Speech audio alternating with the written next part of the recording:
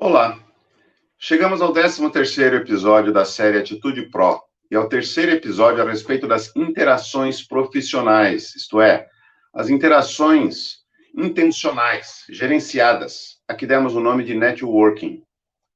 Hoje falaremos sobre alianças estratégicas, as relações formais que se constituem em fatores críticos para o sucesso de nossos negócios. E também sobre negociação, o processo que torna possível a geração de valor equânime para ambas as partes em uma aliança ou em uma transação comercial. Venha conosco.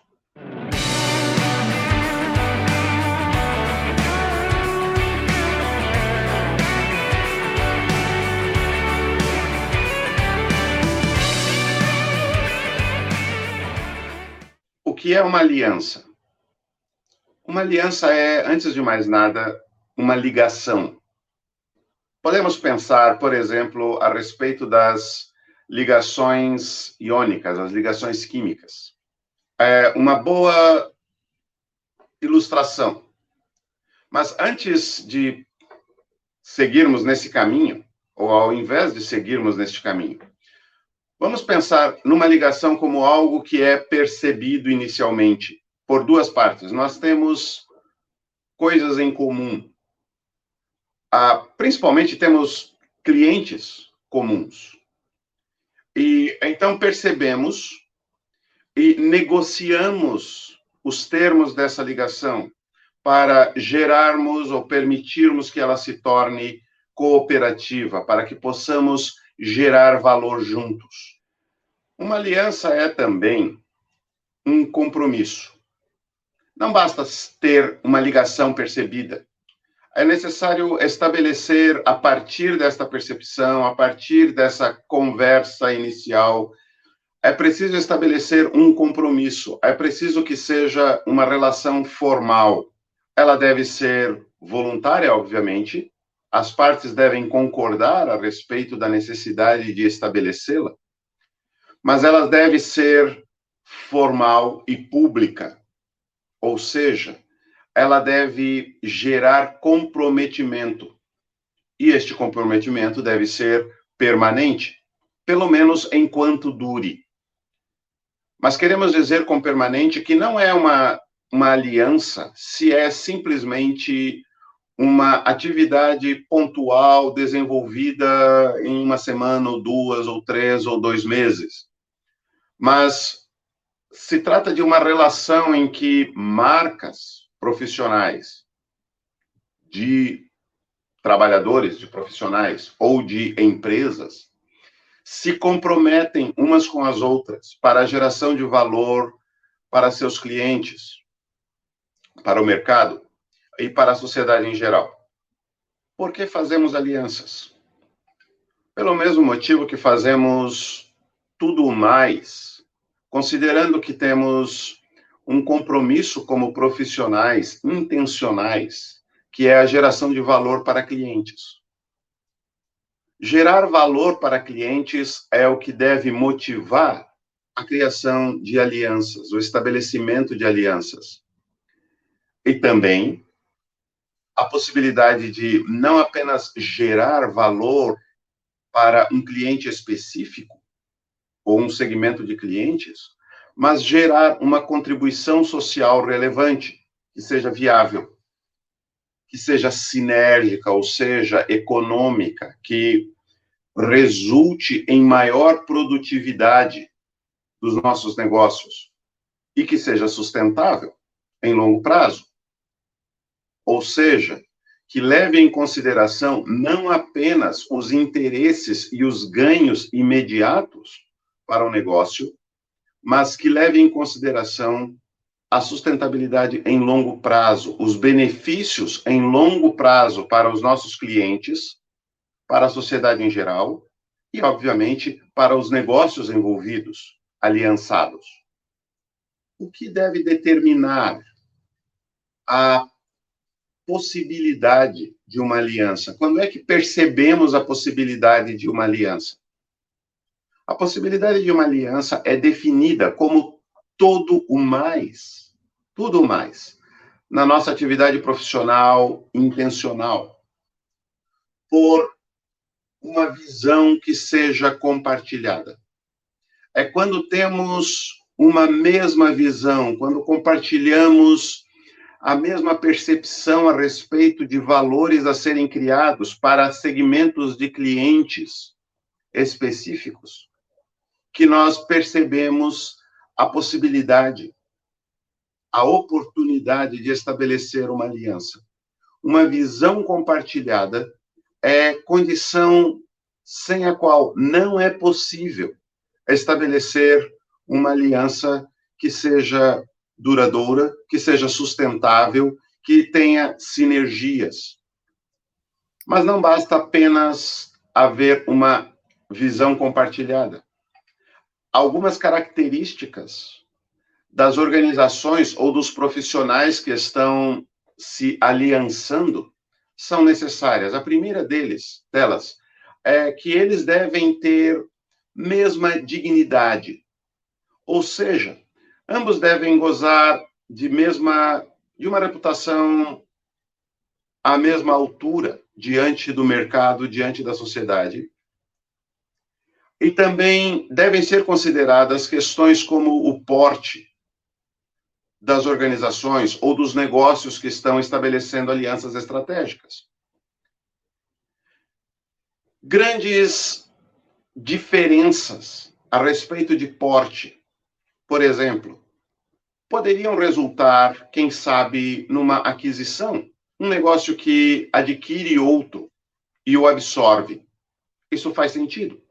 Também é uma possibilidade. Um negócio que tem uma marca com 50 anos e um negócio que começou ontem, ou anteontem, ou no ano passado, talvez não tenham suficiente para estabelecer uma aliança estratégica. É possível que um absorva o outro. E isso não é exatamente uma aliança. Numa aliança, é necessário que ambos tenham mais ou menos o mesmo porte de oferta de valor para a relação mútua. E também é necessário que ambos sejam confiáveis. Uma relação estabelecida em bases extremamente prevenidas. E eu não estou dizendo, muito pelo contrário, nós vamos dizer daqui a pouco, falar sobre a importância da formalização dos contratos, mas nenhum contrato resolve problemas básicos de confiança. Contratos de boa qualidade são contratos estabelecidos entre personalidades físicas ou jurídicas que se relacionem já antes de estabelecer esses contratos, em bases de muita confiança. A negociação precisa acontecer em base de muita confiança. Então, mesma dignidade, vamos dizer assim, porte semelhante, importância da marca, peso econômico-financeiro e confiabilidade, credibilidade nos processos de negociação, de estabelecimento das alianças, são fundamentais, além, obviamente, de se compartilhar uma mesma visão para a geração de valor para clientes e para a sociedade. O processo de gerar uma aliança, ele tem 4 passos que precisam ser dados. Não há muito a dizer neste momento a respeito de cada um desses passos, mas é preciso, como num casamento os passos são exatamente os mesmos. Identificar o potencial parceiro, atraí-lo, negociar as condições dessa relação permanente e, no fim das contas, fidelizar essa relação, fidelizar esse relacionamento. Vamos destacar aqui, porque no contexto de alianças, mas também no contexto de qualquer relacionamento formal de negócios.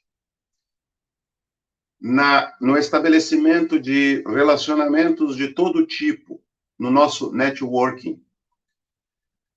A necessidade, e no fim, até nas transações simples que realizamos com nossos clientes, com nossos fornecedores, com prestadores de serviços, com os poderes constituídos, precisamos levar em consideração como ferramenta importante, fundamental, das interações profissionais intencionais, a negociação.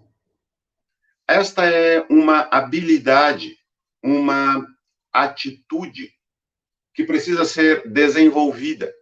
E há habilidades relacionadas a ela que precisam ser construídas para que façamos negociações o mais produtivas possível, o mais seguras e com menos efeitos colaterais danosos no médio e no longo prazo. A primeira coisa que vamos pensar a respeito de negociação, e é algo sobre que já falamos muito lá atrás, é a necessidade de conhecermos as posições e os papéis das pessoas envolvidas no processo de negociação. Ou seja, precisamos ter clareza a respeito das relações de poder numa negociação. O diretor de uma empresa que estabeleça uma negociação com um gerente ou um supervisor em outra empresa terá um problema. Processos de negociação devem ser hierarquicamente conduzidos em relações que são compatíveis umas com as outras. É preciso, então, que nós conheçamos as posições e os papéis das pessoas envolvidas num processo de negociação, para não termos dificuldades futuras. Conhecer as relações de poder.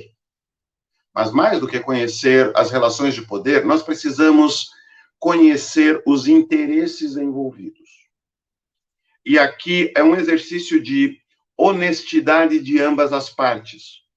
Lá, bem no começo, falamos sobre intenções que se tornam explícitas. Segundas intenções, terceiras intenções, prejudicam relacionamentos profissionais. Intenções ocultas, aproximações feitas com intenções que não são confessadas para a outra parte, trazem no longo prazo dificuldades, conflitos, problemas. E nós estamos bem acostumados a ver como terminam essas relações quando cada parte não assume explicitamente os interesses que tem naquela negociação, naquela relação. Ou quando a outra parte presume, para o bem ou para o mal, intenções que não estavam presentes na negociação. Os interesses precisam estar explícitos. Cada parte precisa dizer o que é valor para si, porque isso faz obrigatória a criação de expectativas corretas na outra parte. Quando nós dizemos exatamente o que queremos, não escondemos nossas intenções, nossos interesses no estabelecimento de uma relação. As expectativas da outra parte não são enganosas. Isso não gera desilusões, não gera decepções futuras. E toda desilusão é o princípio do fim de um relacionamento. Ou o princípio do começo de um conflito, que pode, em último caso, destruir negócios, destruir empresas, destruir reputações profissionais.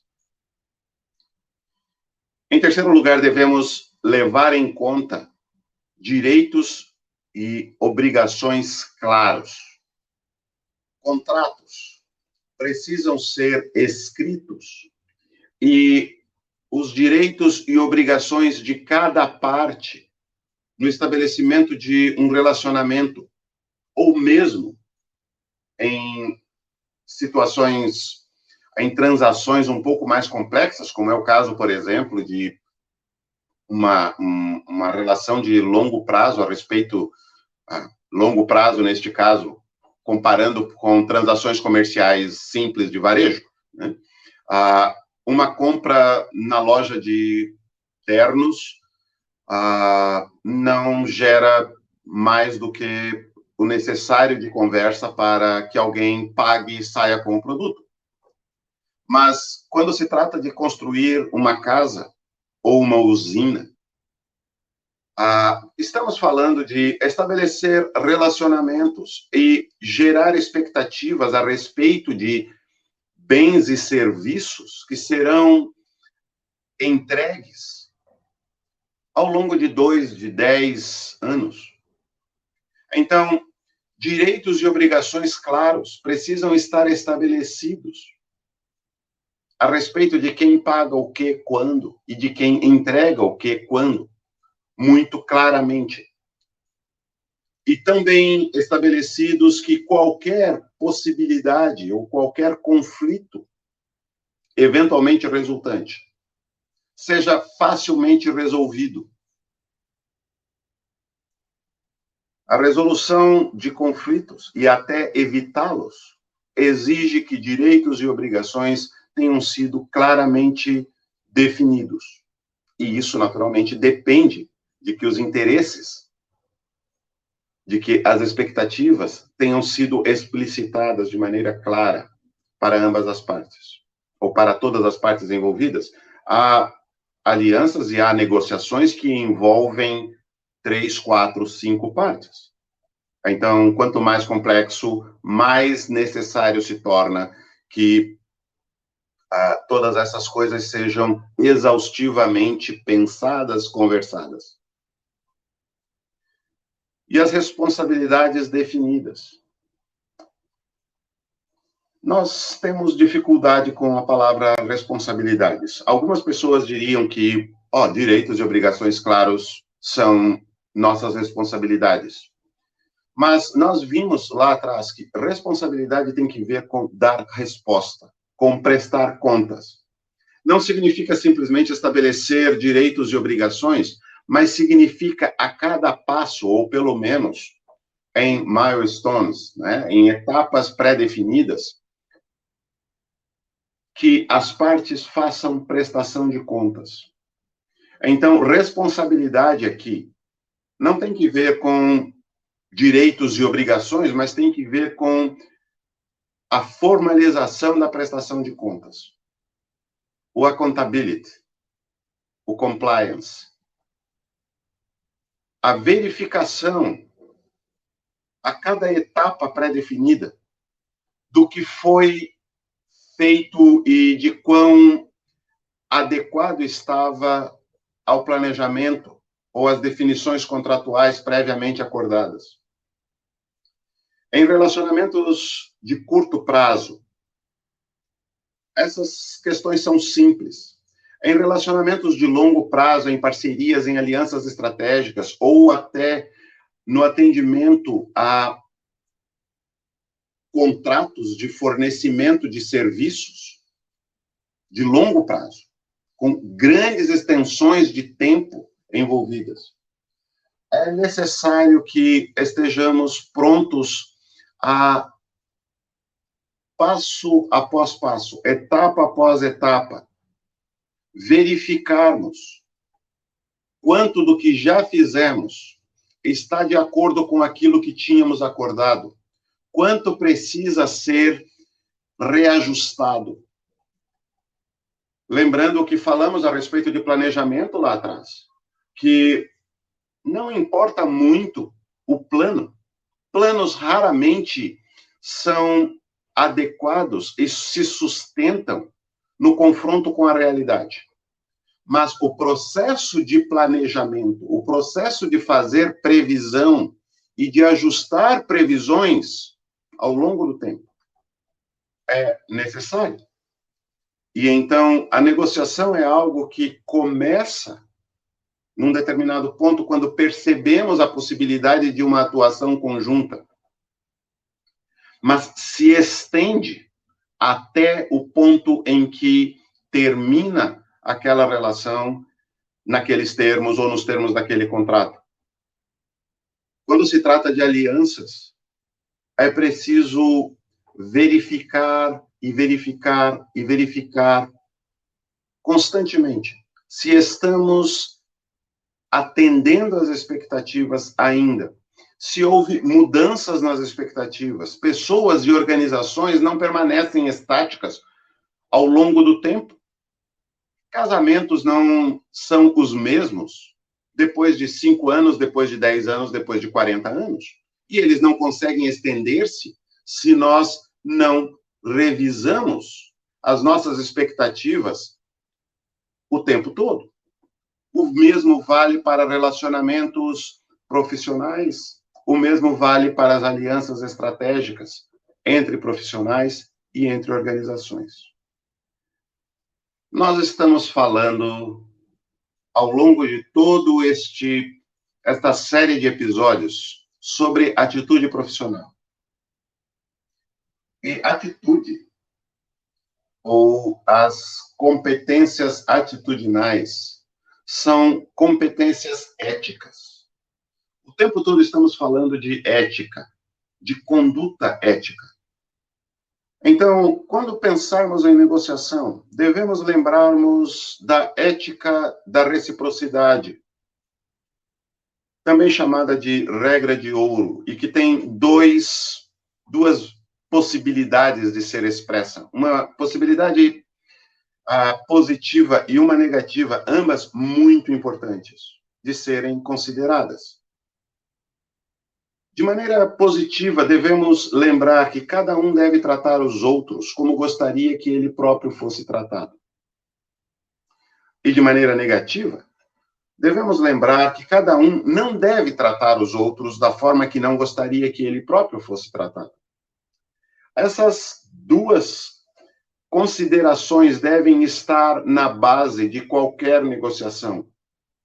E, de fato, elas devem estar na base de qualquer relacionamento, mas principalmente no estabelecimento de relações profissionais, intencionais.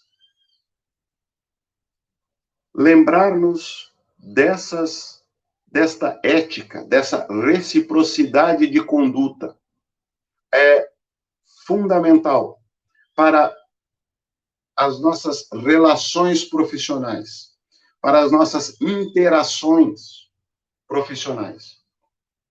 Quando pensamos em interações profissionais, devemos constantemente lembrar que estamos lidando com ética.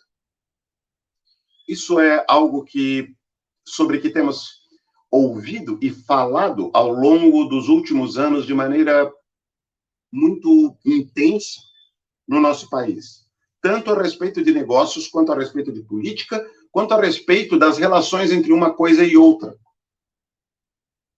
Mas temos percebido como essas coisas terminam nos nossos negócios, terminam na administração pública, mas começam na nossa conduta pessoal, em tudo que fazemos, em todas as relações que estabelecemos.